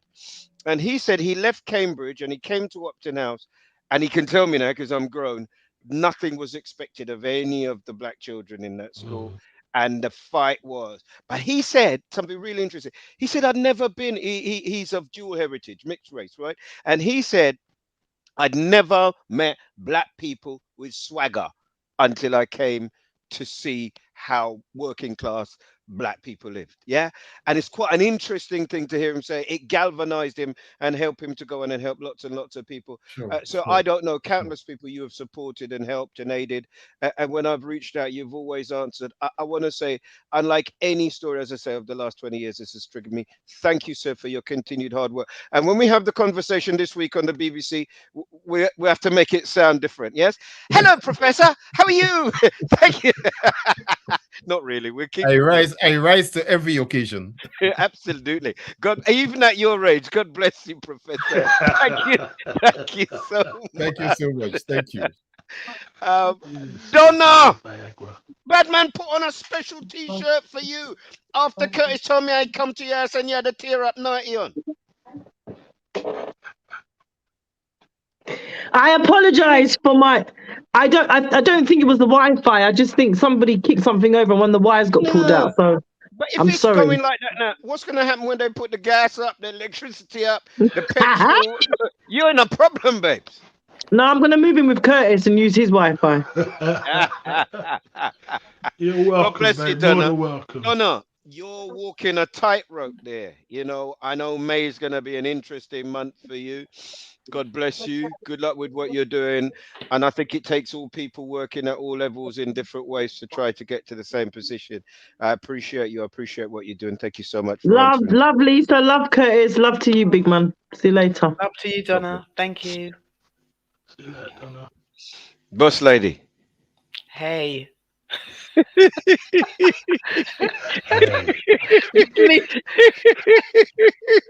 You think after this, listen, I'm going out tonight, right, Curtis? I got a spare ticket if you want to come. I'm going to Rears Go Live, Stratford Town Hall. They live band playing Rear Group. All I'm gonna get when this finished. Why do you say this? How come you took it? No. There is the thing about this conversation or this issue is that you could talk about it forever. It's just so emotional, so emotive. You could talk about it from all different aspects. So I think well done. It's fantastic. Well done to all the comments. They were just flying by. So thank everybody for all the comments. Did you get anything positive for our children from today? Did I get anything positive? Talk to them.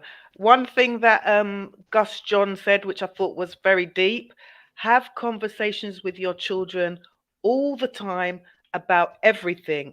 Because I believe the most important thing with your children is communication. I want our child, to be able to come and be able to tell me anything without fear. He might get punished. Did your mother? I know the answer to this No, question already. no, she Did your no, Did your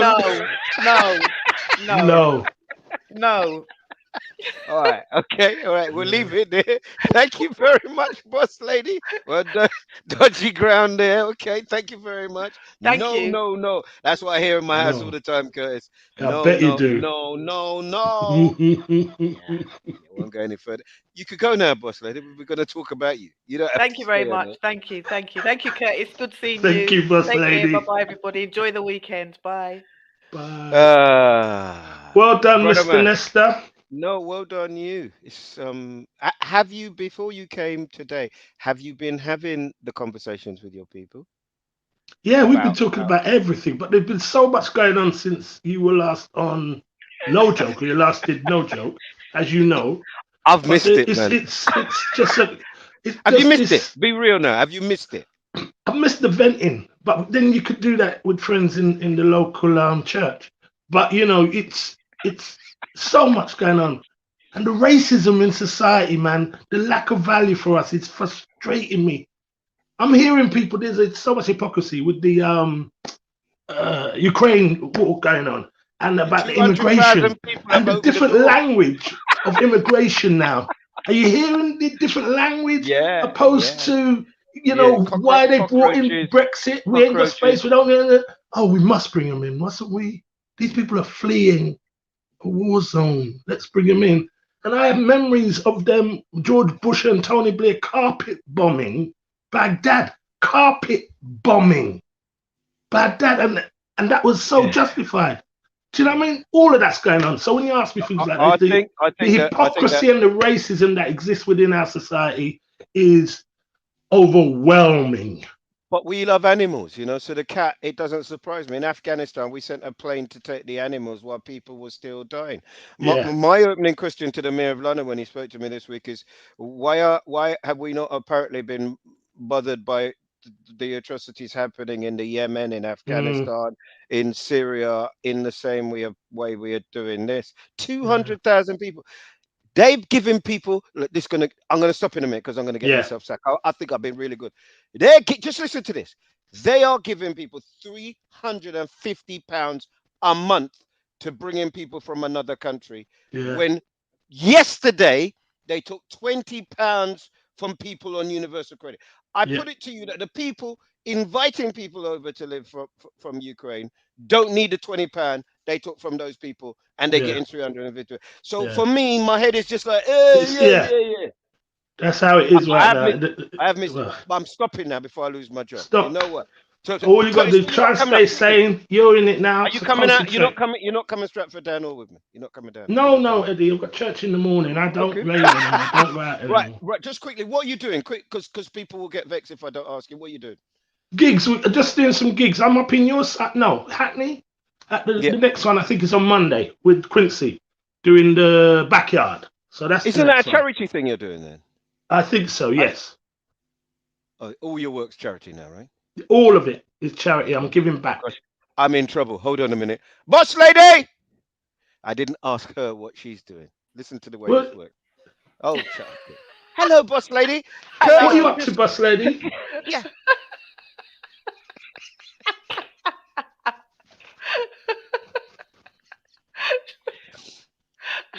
Apart from being vexed, what are you up to?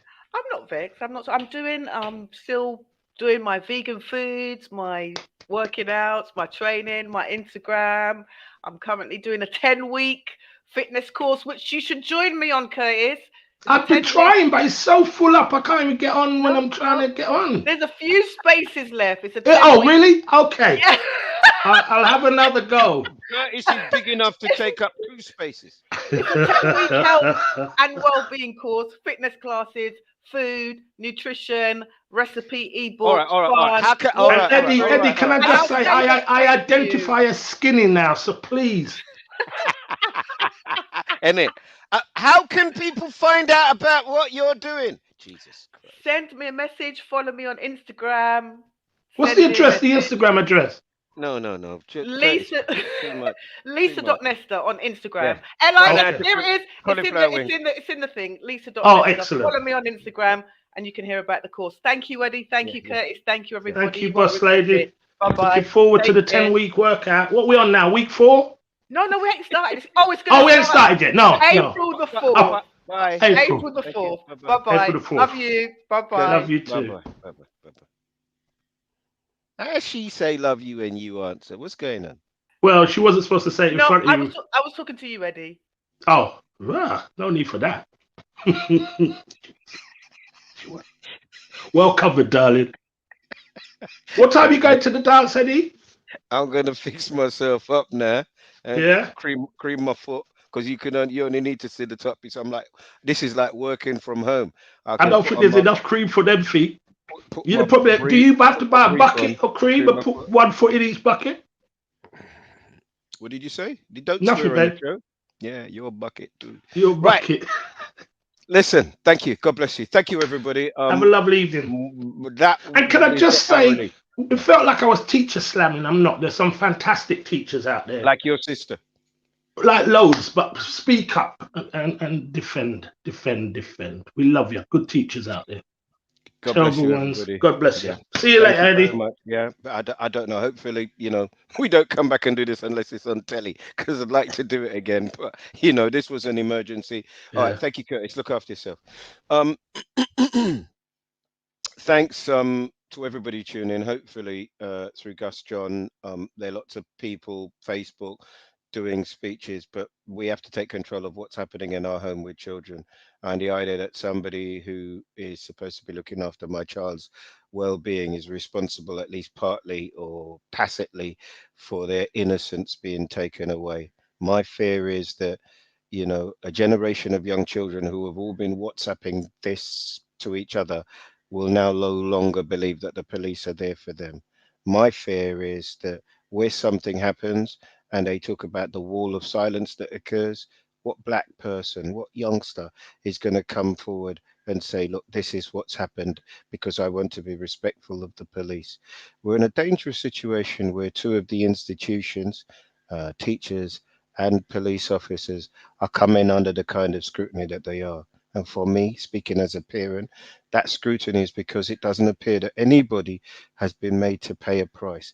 It doesn't mean, it doesn't feel as though anybody has taken the trauma, the suffering, and some might say abuse of that young girl seriously enough to make those people pay, to make those people think, to have government ministers lobbying for a change in the rule that means a person can go into a school and ask a child to bend over, a child they don't know, to remove her pad, and think that that is okay. I think that that will not cause that child trauma. It's, I don't, I think if I was trying to write a play and I had written that, they would say to me, Eddie, you've gone too far. It could never happen. It did happen. So if we believe, and I love children and I've got children, that that should never happen to a child. You have to talk to your child, you have to talk to your child's school, you have to talk to the teachers, talk to your communities, write to your MP, galvanize the councillors, because it's right, you know, as a person of color, as a black man, quite a lot of the time we leave it for somebody else to do. We don't go on a demonstration, we don't go on a march. We have a kind of lackadaisical attitude. This is how it is. Now, the reason I call it a watershed mark earlier on is because when Sarah Everard died and when Sarah Bieber and Nicole were found, what happened is that lots of women came out and said, well, I always walk with my keys in my hand. My bum always gets felt when I'm on the tube.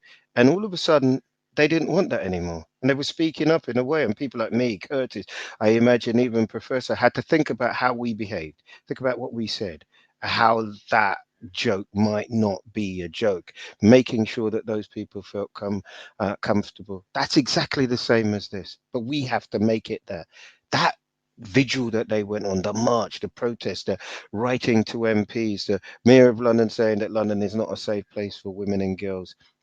If you want it to change, you have to be part of the change. Be the change that you want to see. So, look, I didn't mean to go off on a speech. Apologies, because we've already had the show. But I don't know. My mind is something positive has to come out of this. This should never happen to a child again. And the only way that's going to stop is if we all show what a big deal this was for us. Thank you for watching. I appreciate it. Sorry it went over an hour, but you know, this is really important, I think. Look after yourself, and I don't know, until we meet again, look after yourself. Bye-bye.